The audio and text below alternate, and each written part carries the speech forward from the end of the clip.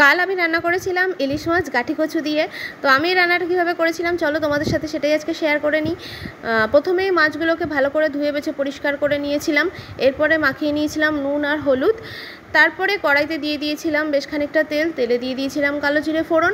কালো জিরে ফোড়ন দিয়ে কেটে রাখা কচুগুলোকেই ভালো করে ভেজে নিয়েছিলাম। কচুটা একটু ভালো করে ভাজা হয়ে আসলে দিয়ে দিয়েছিলাম উপর থেকে কাঁচা লঙ্কা চিড়ে।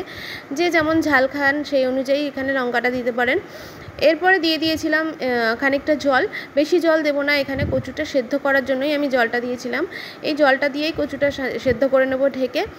তারপরে কচুটা সেদ্ধ হয়ে আসলে দিয়ে দেবো আরও বেশ খানিকটা জল। এই জলটা হচ্ছে ঝোলের জন্য, তাই পরিমাণ মতন একেবারেই জলটা দিয়ে দেবো।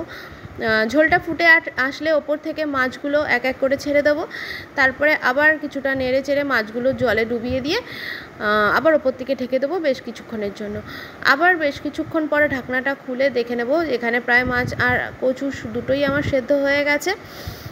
গরম গরম এবার নামিয়ে ফেলবো। গরম ভাতের সাথে ইলিশ মাছ আর বাইরের ওয়েদারটা যদি থাকে এরকম মেঘলা বৃষ্টি, তো আর কোনো কথাই নেই।